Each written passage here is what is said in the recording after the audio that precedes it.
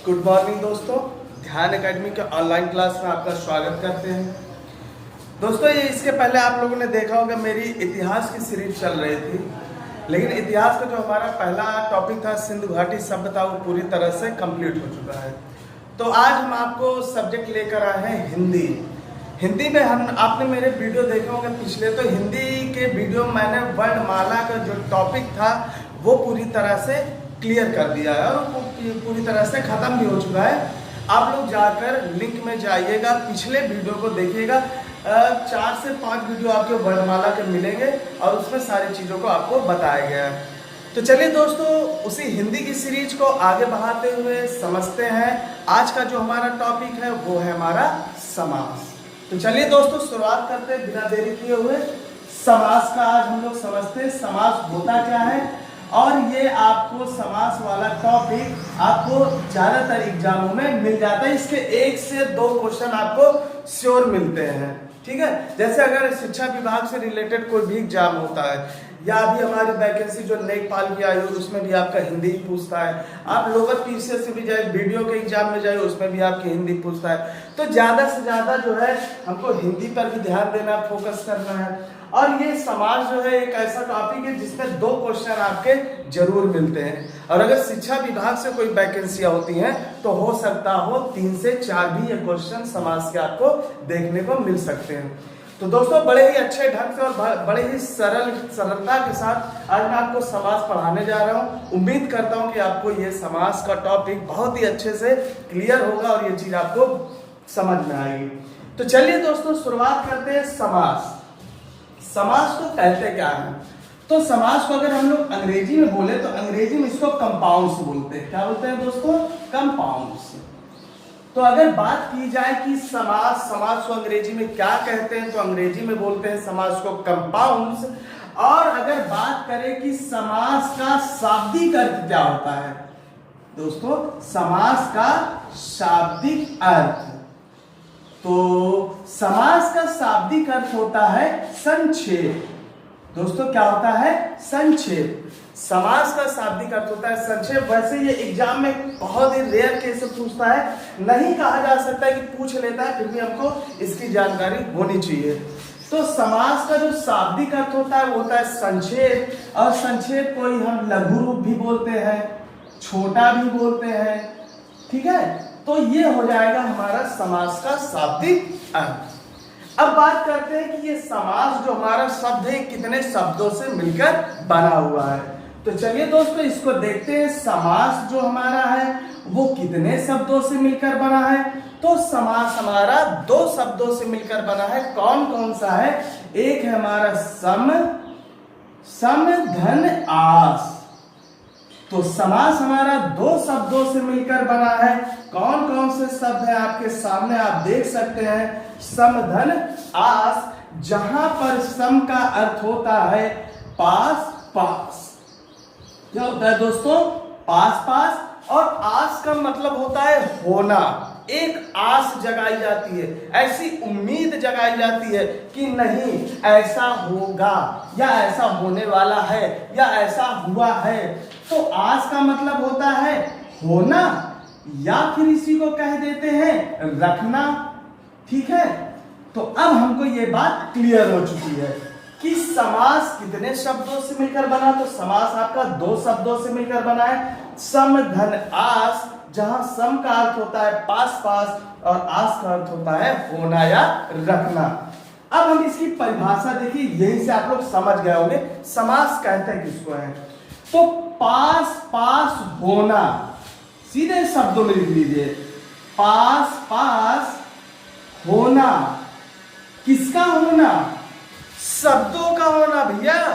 जो ये हमारे 2 शब्द होते हैं उन्हीं दोनों शब्दों का पास पास होना क्या कहलाता है? समास।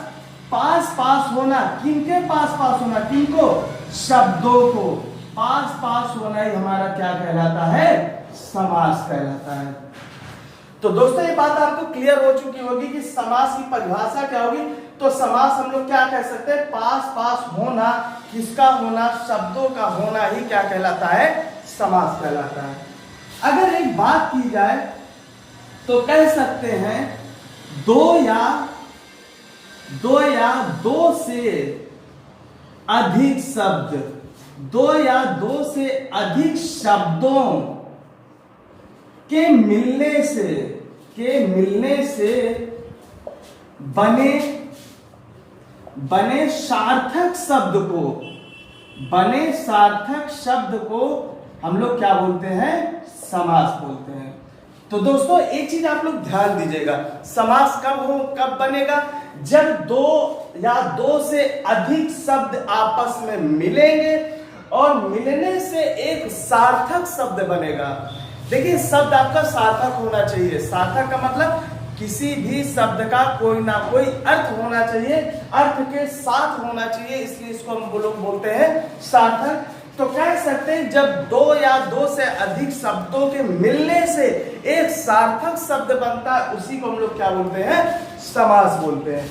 जैसे अभी तक हम लोग बचपन से एक परिभाषा पढ़ते चले आ रहे हैं और उस परिभाषा को हम लोग आज भी याद किए हुए हैं। क्या मतलब होता है? तो कह सकते हैं समास किसे बोलेंगे? दो समीपवर्ती शब्दों के मिलने से बने सार्थक शब्द को हम लोग क्या बोलते हैं? समास बोलते हैं। तो अभी हमने क्या देखा? हम लोगों ने तीन प्रकार से परिभाषाओं को देखा है। क्या देखा? एक तो हमने समास के दो भाग करते समय एक परिभाषा हमको प्राप्त हो गई और इसी परिभाषा को हमने थोड़ा सा और बड़ा कर दिया, क्लियर कर दिया, तो ये बन गई। और जो अभी तक हम लोग पढ़ते हुए चले आ रहे हैं, ये वाली हमारी एक प्रकार से परिभाषा हो गई। तो दोस्तों ये थी हमारी समास की परिभाषा। एक बार फिर से देख लेते हैं। समास को हम लोग इंग्लिश में क्या बोलते हैं? समास को इंग्लिश में बोलते हैं कंपाउंड्स। समास का जो शाब्दिक अर्थ होता है वो क्या होता है? संक्षेप या लघु रूप या छोटा। समास कितने शब्दों से मिलकर बना है? तो समास आपका दो शब्दों से मिलकर बना है।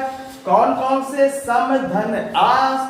जहां सम का अर्थ होता है पास पास, आस का अर्थ होता है होना या रखना।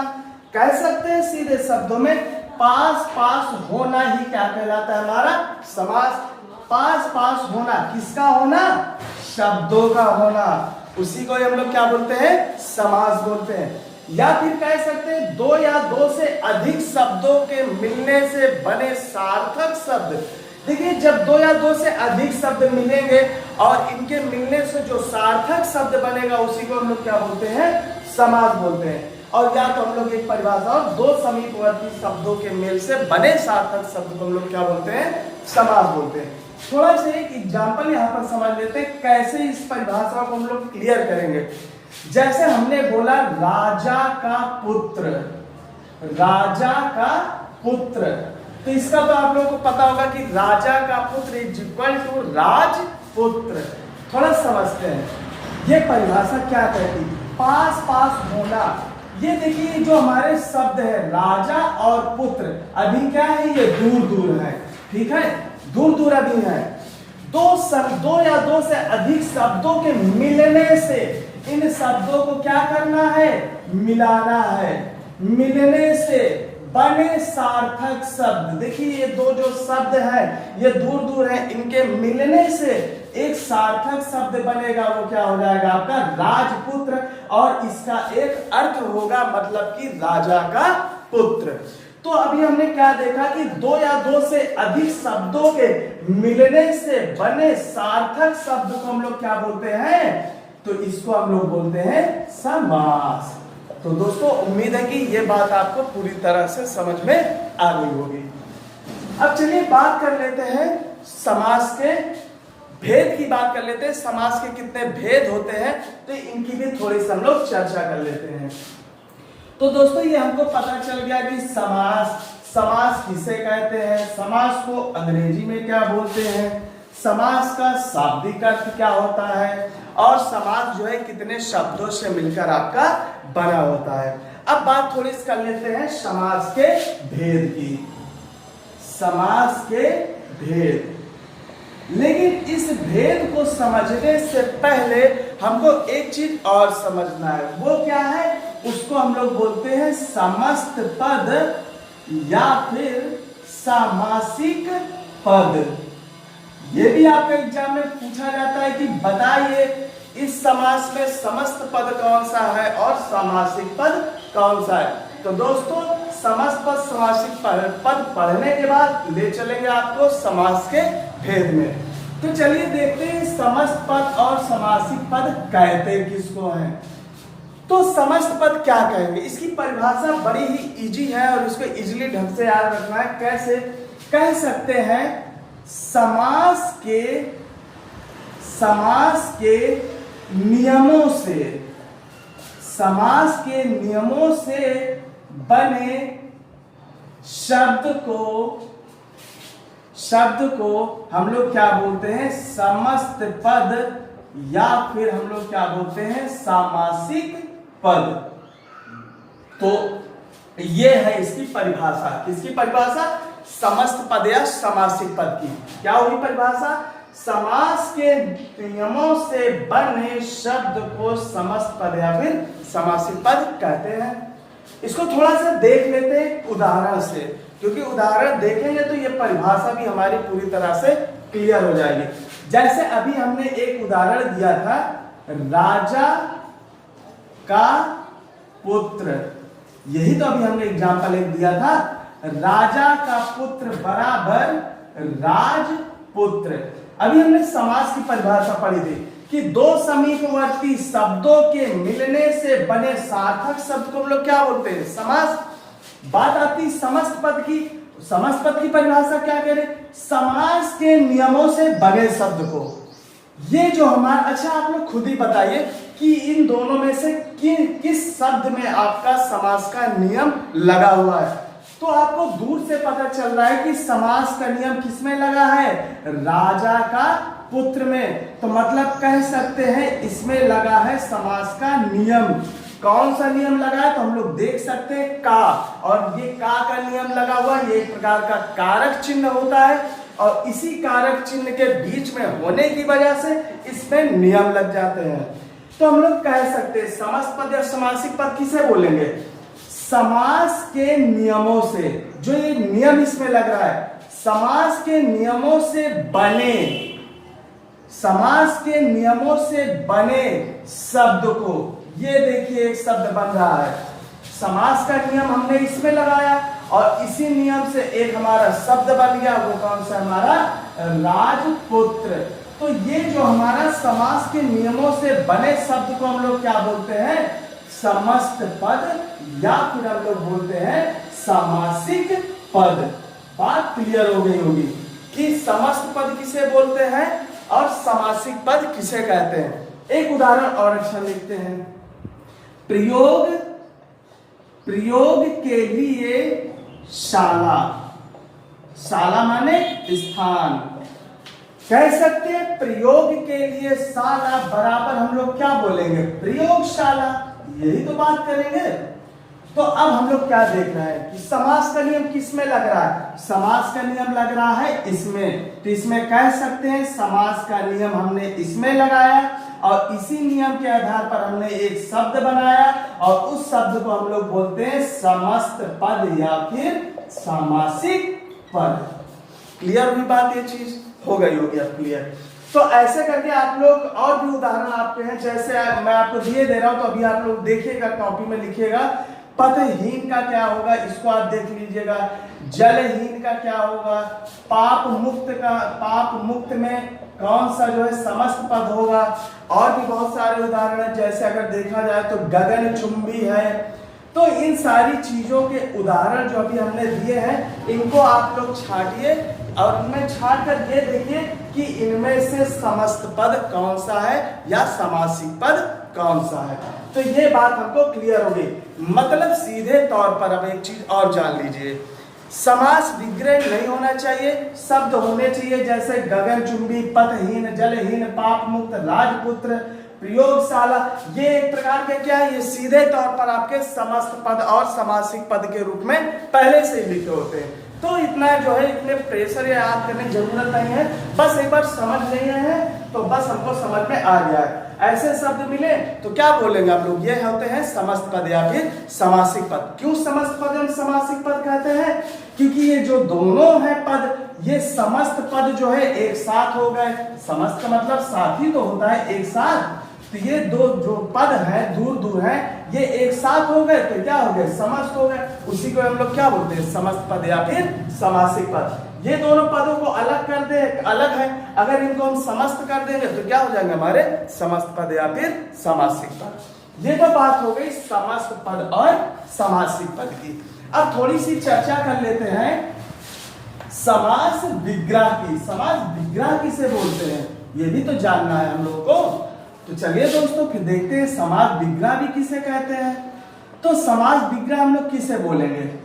अभी हमने समस्त पद एवं समासिक पद की परिभाषा पढ़ी थी। क्या हमने ये पढ़ी थी, समास के नियमों से, समास के नियमों से बने शब्द को हम लोग क्या बोलते थे, समस्त पद या फिर समासिक पद, यही तो बोलते हैं। अब थोड़ा सा देख लेते इसकी परिभाषा क्या है, बड़ी इजी है, इसको आप लोग याद कर लेंगे, ऑटोमेटिक याद हो जाएगा। और वैसे भी आप लोगों को तो ये पता ही होगा कि ये कह क्या रहा है, विग्रह मतलब अलग कर देना। तो समास विग्रह की परिभाषा क्या होगी, इन्हीं समस्त पद। अब समस्त पद के हमने उदाहरण क्या दिए थे, राजपुत्र हो गया, जैसे पथहीन हो गया, जलहीन हो गया, ये हमने सारे अभी उदाहरण दिए थे। और भी उदाहरण है जैसे प्रयोगशाला भी अभी हमने बताया था।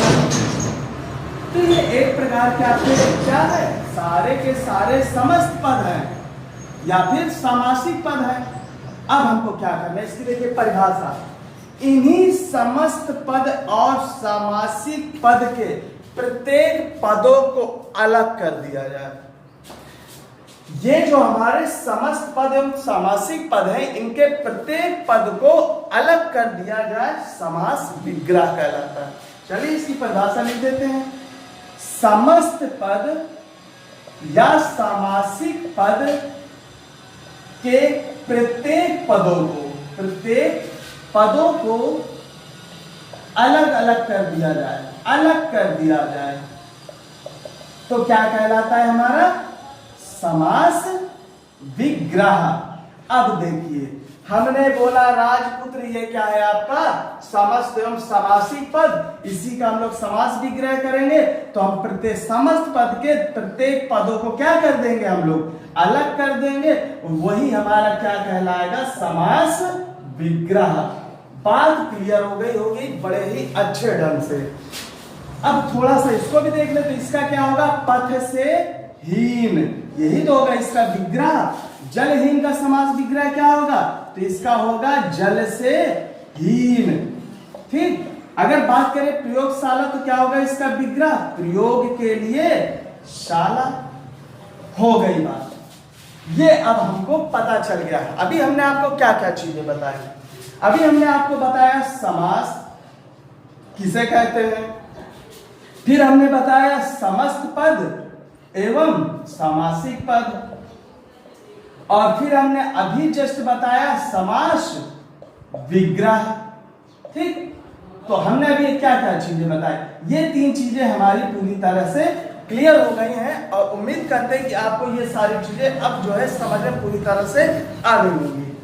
अब थोड़ा सा देख लेते हैं समास के भेद, इसको भी थोड़ा सा हम लोग समझ लेते हैं, फिर हम लोग बारी बारी से एक एक करके सारे समास को हम लोग उदाहरण सहित समझेंगे और पूरी तरह से इसको जो है अपने दिमाग में बसा लेंगे।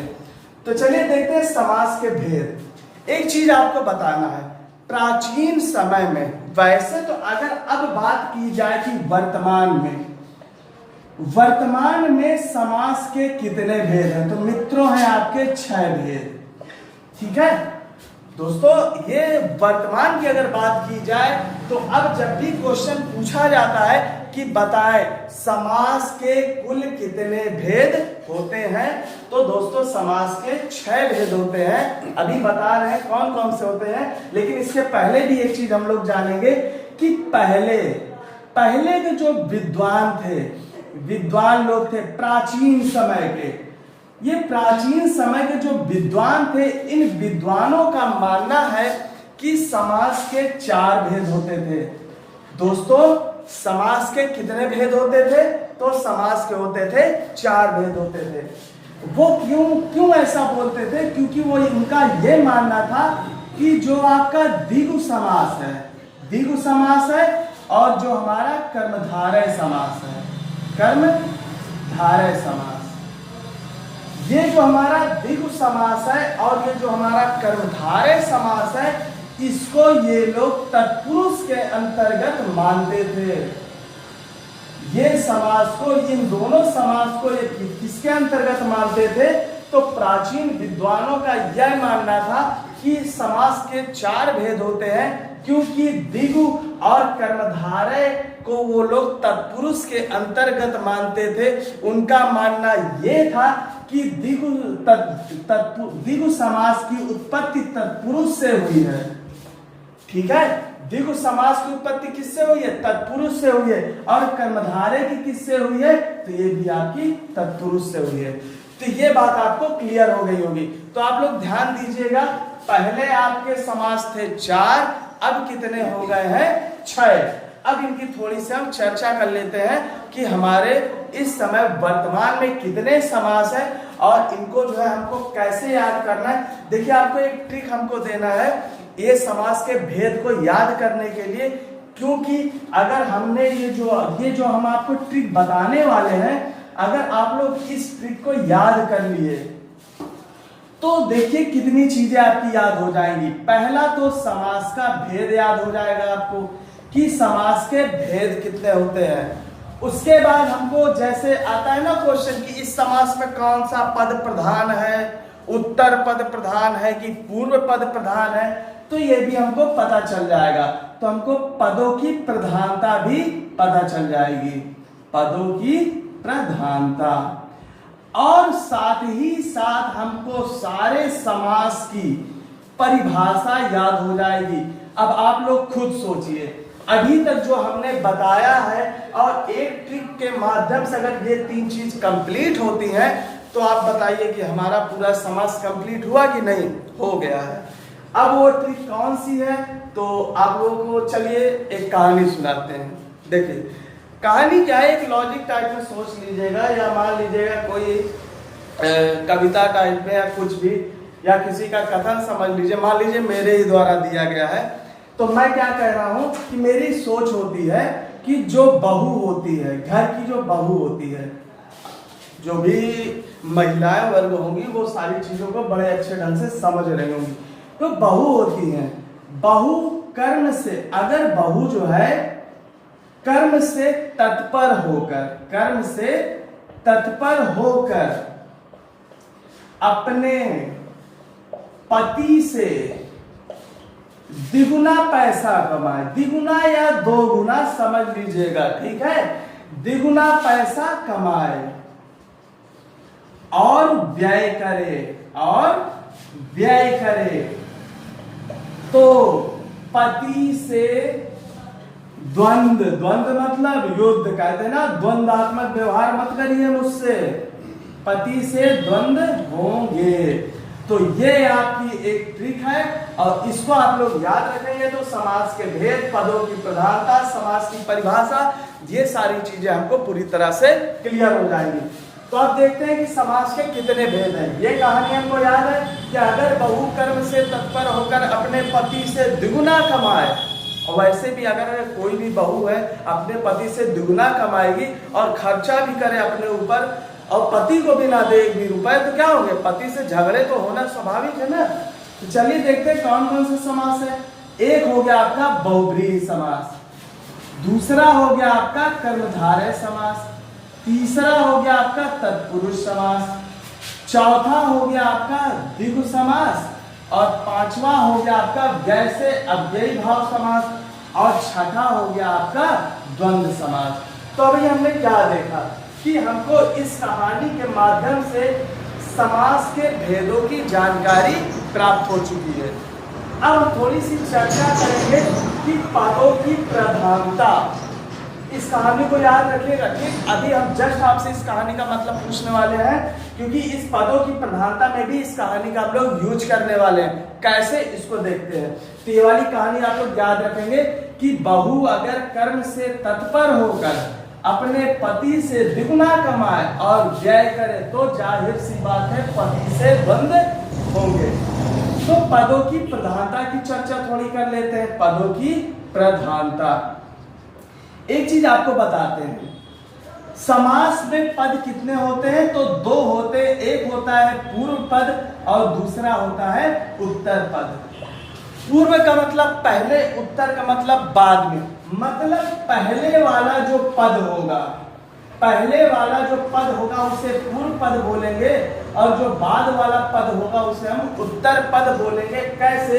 जैसे चलिए एक उदाहरण देते हैं, राजपुत्र। आप भी सोच रहे हैं सर का एक ही उदाहरण याद किएगा, नहीं मित्रों, बस आपको थोड़ा सा समझने की बात है, बाकी तो आपको जो भी उदाहरण दिए जाएंगे एग्जाम में वो सारी चीज आपको समझ में आ जाएगी। तो देखते हैं कि ये जो हमारा समस्त पद एवं समासिक पद है, इसका पूर्व पद कौन सा है? तो भैया पहले वाला पद कौन सा है? वो हो गया हमारा राज, यही तो होगा। अच्छा, इसका हम लोग विग्रह करके देखें तो क्या होगा? राजा का पुत्र। तो इसमें पहला पद कौन सा होगा? राजा हो गया हमारा पहला पद, या फिर इसको कहते हैं पूर्व पद। पुत्र क्या हो गया हमारा? उत्तर पद, या फिर इसको बोलते हैं बाद का। तो इस प्रकार से कह सकते हैं कि हमारे समास में पद कितने होते हैं? तो दो होते हैं। कौन कौन से?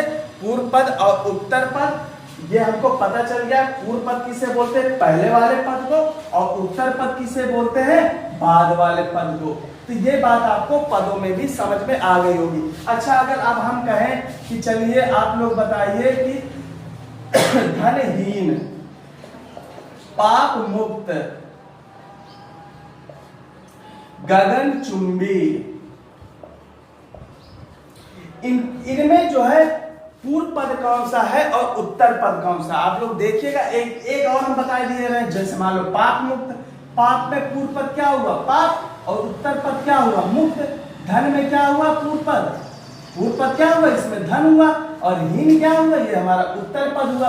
गगनचुंबी को आप लोग करके देख लीजिए, और भी उदाहरण है, किताबों से देख लीजिएगा कि पूर्व पद कौन सा है, उत्तर पद कौन सा है। उम्मीद करता हूं कि ये चीज आपको भूलने वाली नहीं है। तो कहानी याद रखना, बाकी सारी चीजें आपको अभी बताते हैं।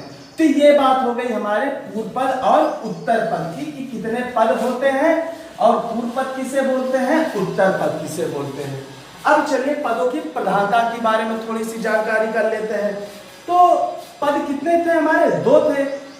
अब या तो हमारा पूर्व पद प्रधान होगा, यही तो बात होगी, या फिर हमारा उत्तर पद प्रधान होगा, या फिर हमारे दोनों पद प्रधान होंगे, या फिर हमारा दोनों पद अप्रधान होंगे। दोनों पद अप्रधान है। अब देखिए वो कहानी हमने आपको बताई थी ना, अगर बहु कर्म से तत्पर होकर अपने पति से दुगना कमाए और व्यय करे तो क्या होते हैं? पति से द्वंद्व होते हैं, झगड़े होते हैं। तो कैसे याद करना? देखिए इसको आप लोग एक बार ध्यान से देखिएगा हम कर क्या रहे हैं। इसको आप लोग देखेंगे, ऑटोमेटिक सारी पदों की प्रधानता और परिभाषा आपको याद हो जाएगी। कैसे? हमने क्या बोला? बहु व्यय करे, बहु क्या कर रहे? व्यय करे, तो पति से क्या हो रहे? द्वंद्व हो रहे हैं। हमने बोला बहु, हमने नीचे शुरुआत की, आप भी नीचे से ही करिएगा, फिर हम लोग ऊपर चलते। बहु ने क्या किया? व्यय किया, तो क्या हुआ? पति से द्वंद्व हुए। तीन हमारे भर चुके हैं। ये व्यय का मतलब हुआ है अव्ययी भाव समास, ठीक, द्वंद्व समास, बहुव्रीहि समास। हमने क्या किया? कैसे किया? एक बार फिर से देख लीजिए। बहु ने क्या किया? व्यय किया। देखिए अब यहाँ पर कहानी थोड़ी सी हम काट दिए हैं। हमने बोला था बहु अगर कर्म से तत्पर होकर अगर अपने पति से दुगना कमाए तो फिर पति से क्या होते थे? द्वंद्व होते थे। अब हमको क्या करना है? बस समझना है कहानी का निचोड़। बहु ने क्या किया? व्यय किया। पति से क्या हुए? द्वंद्व हुए। तीन आपके समास हो चुके हैं। भाव समास, अव्ययी भाव समास, द्वंद्व समास और आपका बहुव्रीहि समास। ये बात हो गई हमारी। तीन हो गए, बचे कितने? तीन। अभी हमने 6 बताया है ना। अगर आपको कहानी याद है तो आपको 6 समास याद होने चाहिए। अगर वो याद होगा तो पूर्व पद उत्तर पद भी याद हो जाएगा, और पूर्व पद उत्तर पद याद है तो आपको समास की सारी परिभाषाएं भी याद हो जाएंगी। 3 हो गए, 3 बचे कौन कौन से? कर्मधार है, इन्हीं में लिख दीजिए तीनों, कर्मधार है, और फिर आपका बचा द्विगु समास, और फिर आपका बचा क्या? तत्पुरुष समास। ठीक, ये हो गए हमारे। अब देखिए एग्जाम में क्वेश्चन कैसे पूछता है, बड़े ही इजीली ढंग से आपको समझ में आ जाएगा। अव्ययी भाव समास किसे कहते हैं? सबसे पहले तो परिभाषा, जिस समास का पूर्व पद प्रधान होता है उसे हम क्या बोलेंगे? अव्ययी भाव समास। इजी, कोई दिक्कत नहीं। ऐसे भी क्वेश्चन पूछ लेता है, जिस समास का पूर्व पद प्रधान होता है वो कौन सा समास होता है? तो कौन हो जाएगा? अव्ययी भाव समास। सेम ऐसे ही जिस समास का उत्तर पद प्रधान होता है उसे हम क्या बोलते हैं? कर्मधारय भी बोलते हैं, द्विगु भी बोलते हैं, तत्पुरुष भी बोलते हैं। अब आप सोच रहे होंगे कि सर कि अब तो उत्तर में ही 3 है, 3 कैसे? तो इसकी जब हम बताएंगे और भी डिटेल, ये तो हमको पता चल गया कि जिस समास का उत्तर पद प्रधान हो उसे हम क्या बोलेंगे? कर्मधारय। लेकिन इसकी विशेषता क्या है कि ये कोई नया शब्द नहीं बनाएगा, इस वजह से। द्विगु में इसका पहला पद संख्यावाची होगा, इस वजह से। तत्पुरुष में कारक चिन्ह मिलेंगे, इस वजह से यहां पहचानना है। अब जब आगे मिलेंगे ना तो ये सारी चीजों आपको उदाहरण सहित बताएंगे। जहां दोनों पद प्रधान होते हैं उसे हम लोग क्या बोलते हैं? द्वंद्व समास बोलते हैं। या द्वंद्व समास किसे बोलते हैं? जिस समास में दोनों पद प्रधान होते हैं। चाहे इधर से पूछ ले चाहे इधर से, बात आपकी एक ही है।